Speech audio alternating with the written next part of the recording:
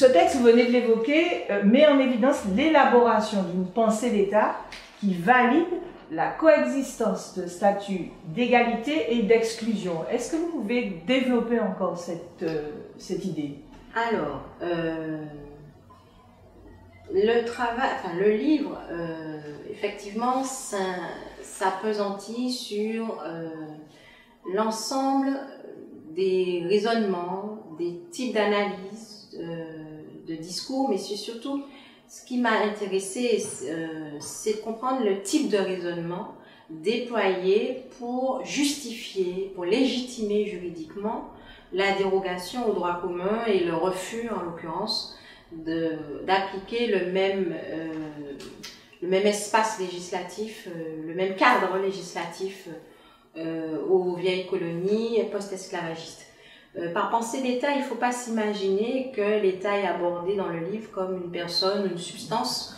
On passe de différents espaces en différents espaces ayant comme fonction quand même de représenter des institutions d'État. Donc, on est au plus près des mécanismes de décision, ou tout au moins dans leurs projets. Même quand ils ne sont pas aboutis, même quand certains projets n'aboutissaient pas, je me suis quand même intéressée à eux parce qu'ils permettaient de voir comment l'administration coloniale et comment la classe politique, notamment les parlementaires, tâtonnaient, cherchaient quel type de position était dominante à tel ou tel moment, etc. Et il se trouve que ce qu'on observe de façon récurrente, c'est une manière de comprendre la place de l'héritage esclavagiste dans la nouvelle identité juridique de ces citoyens dès 1848-1849. Alors, le texte juridique qui est le plus important concernant le statut d'exception des Antilles et de la Réunion, même si le livre porte essentiellement sur les petites Antilles françaises, Martinique et Guadeloupe. Le texte est applicable à la Réunion. Le texte le plus important est donc le Senatus Consul de 1854. Ce texte, qui est voté au Sénat en 1854, est lui-même le produit d'un certain nombre de réflexions menées par des parlementaires, des juristes, des conseillers d'État et des fonctionnaires de l'administration coloniale dès la fin de l'année 1848 et le milieu de l'année 1849. Ce qui pointe très vite le fait que la citoyenneté des anciens esclaves, l'inclusion politique dans la fameuse grande famille française, comme le dit le décret du 27 avril, est loin d'aller de soi dans l'Hexagone. L'inclusion politique reste douteuse pour bien des décideurs en matière d'affaires coloniales. Quel est donc le raisonnement qui est dominant? Il est celui selon lequel, du fait d'avoir été esclaves, les anciens esclaves devenus citoyens n'auraient pas intériorisé les exigences de la liberté d'une part et d'autre part de la signification de la citoyenneté. Ce qui tout de suite nous met face à quoi? Au fait que la citoyenneté, même si elle est un statut juridique, elle est le pouvoir de voter des lois en 1848 à travers l'exercice des droits politiques, donc elle est la possibilité d'exercer l'acte électoral, elle est aussi la jouissance d'un ensemble de droits civils accordés aux anciens esclaves. Même si la citoyenneté est donc un statut juridique, elle n'est pas que cela. Elle revêt une dimension qu'on peut dire anthropologique. Elle exige l'intériorisation d'un certain nombre de codes, de mœurs, d'habitus, pour reprendre un terme sociologique, c'est-à-dire d'accumulation d'un certain nombre de normes dont l'individu, qui font tellement partie des pratiques de l'individu qu'il n'a pas besoin d'y réfléchir, mais qui définissent ses conduites. Donc la citoyenneté, c'est aussi ça, c'est aussi des manières de vivre, de se comporter, c'est aussi un type de lien social.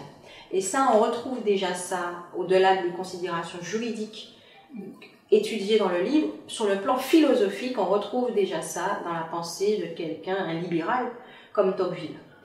Donc le livre s'appesantit beaucoup sur ça parce que c'est ce qui est récurrent.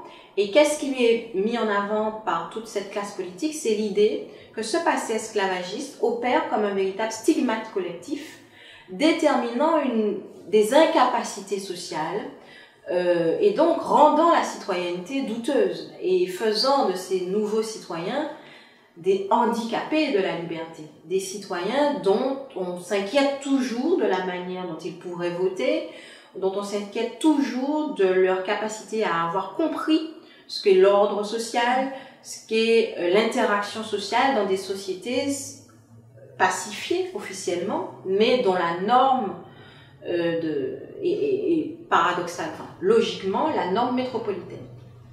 Vous évoquez souvent le républicanisme radical des insurgés esclaves. Est-ce que vous pouvez donner une définition, votre définition de ce terme, et sous quelle forme s'affirme la conscience d'un pouvoir d'agir chez les esclaves? Alors, d'une part, la notion de républicanisme radical n'est pas vraiment de moi.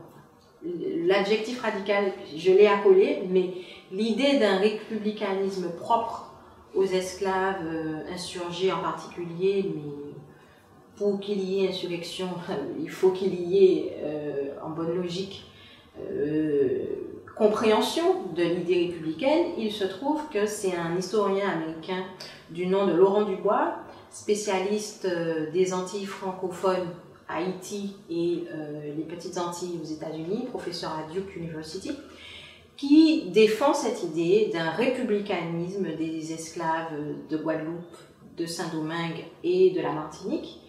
Et qu'est-ce qu'il faut entendre par là? Il faut, comme je l'ai dit rapidement, il faut comprendre que par la circulation des nouvelles entre métropole et colonie, notamment des événements révolutionnaires dès 1789, les esclaves, les élites bien évidemment, mais les esclaves aussi, ont connaissance des débats, même si, attention, par connaissance, il faut bien comprendre qu'il ne s'agit pas forcément d'une connaissance précise, mais par l'effet des rumeurs, par exemple, ils savent qu'il se passe des choses dans le lointain qui engagent l'avenir de l'institution esclavagiste.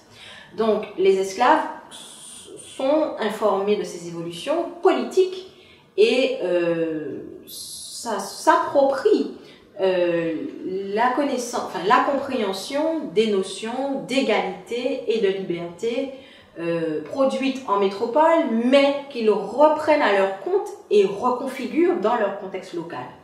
Et en l'occurrence, ce qui est original aux Antilles françaises, c'est que la notion des... c'est original au sens où c'est ce qui est moteur dans les revendications politiques, mais quand je vais m'expliquer, on va mieux comprendre. Ce qui est intéressant, c'est que la notion d'égalité implique dans une société esclavagiste la liberté. Donc, le républicanisme français, c'est d'abord une idéologie politique égalitariste sur le plan des droits. La Déclaration des droits de l'homme et du citoyen, c'est celle qui pose l'égalité radicale au sens non pas social, ce sera la critique de Marx de la Déclaration des droits de l'homme et du citoyen, mais l'égalité civile entre l'ensemble des citoyens formant un corps politique. Dans l'espace esclavagiste, l'égalité en question, c'est l'égalité de tous les individus d'une société esclavagiste, donc conséquemment la liberté. Cet idéal est mobilisé de manière donc pas radicale. Qu'est-ce que j'entends? Dans des insurrections, pas seulement, mais en particulier dans des insurrections qui se font souvent au nom de l'idéal républicain, au cri de « Vive la République »,« Vive la liberté », avec des slogans révolutionnaires français, aux Antilles, des chansons politiques métropolitaines des républicains de gauche sont connues des esclaves et sont chantées dans les champs de Cannes, aussi bien au nord qu'au sud de la Martinique, par exemple. Donc cet idéal égalitariste républicain est mobilisé dans des moments clés d'affrontement avec les propriétaires d'esclaves pour contester la position dominante de ces derniers et pour viser radicalement l'affaissement des hiérarchies entre propriétaires et esclaves. Et c'est en ce sens-là dans cette idée d'affaissement des hiérarchies que je vois une radicalité dans la revendication politique, ce qui implique nécessairement une réévaluation du système social. Ça ne veut pas dire que ça va marcher, mais c'est la logique appelée par ce type de revendication. La République, dans un chapitre intitulé « La République disputée », le chapitre 6 qui me semble très important, chez les Blancs créoles, propriétaires d'esclaves, la lutte pour le contrôle social s'appuie sur l'idée que l'état de civilisation des esclaves ne permet pas leur accès total aux nouveaux droits. N'y a-t-il pas derrière cette affirmation une logique de racisation? Alors bien évidemment, il y a une logique de racisation dans ce discours. Alors il faut dire plusieurs choses.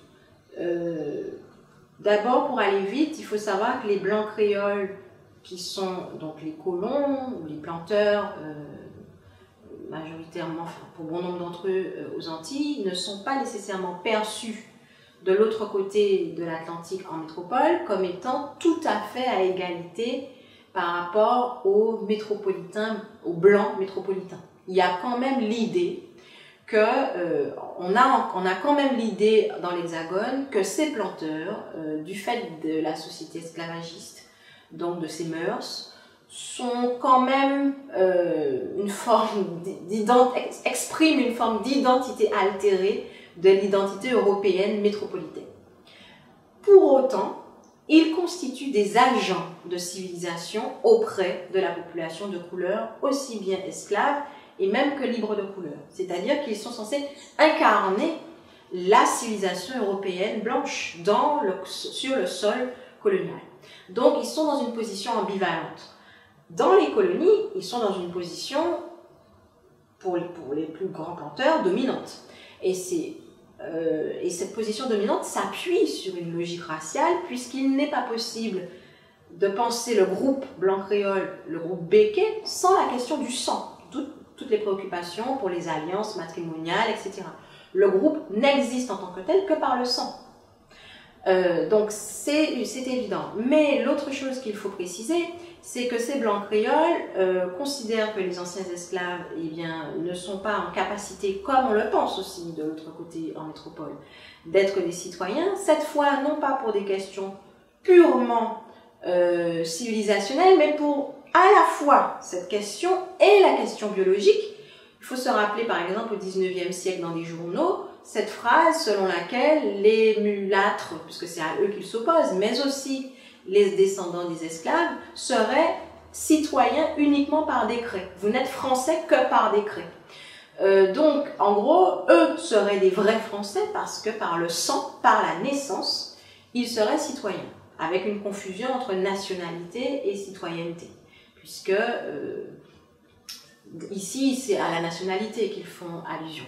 Donc, évidemment, on a une logique claire de racisation, de hiérarchie entre groupes blancs et de couleur, noirs et mulâtres, entre guillemets, entre blancs européens et afrodescendants, dans la colonie post-esclavagiste.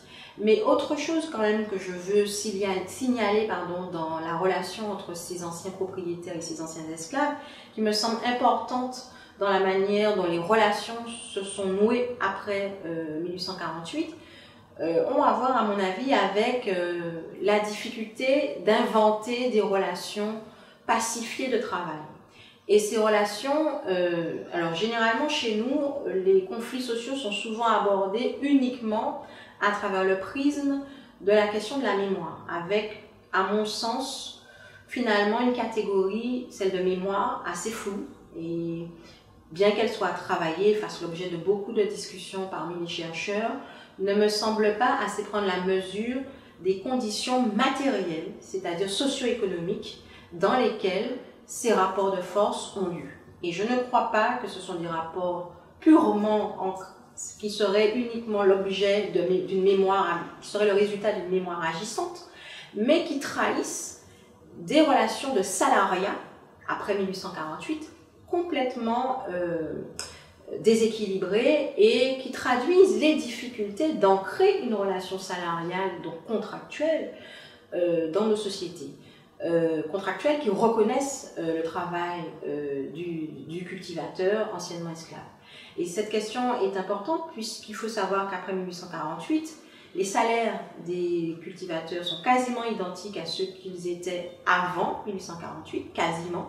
Cela quasiment jusqu'en 1870. Les salaires sont d'environ 40 centimes avant 1848. Après 1848, ils seront toujours aux alentours de 40 centimes. Et toute la législation aussi de répression du vagabondage mise en place en Martinique et en Guadeloupe est aussi une relation visant complètement à faire voler en éclats cette relation salariale. Alors, on sait, c'est documenté notamment par des historiens comme Léo Elisabeth, Jean-Pierre Sainton ou Jacques-Adélaïde Merland, on sait que la question du salaire et de la terre, ces deux questions-là ont été des revendications très fortes après 1848. Or, cette législation qui oblige le travailleur à rester rattaché à l'ancien propriétaire rend caduque la relation salariale contractuelle.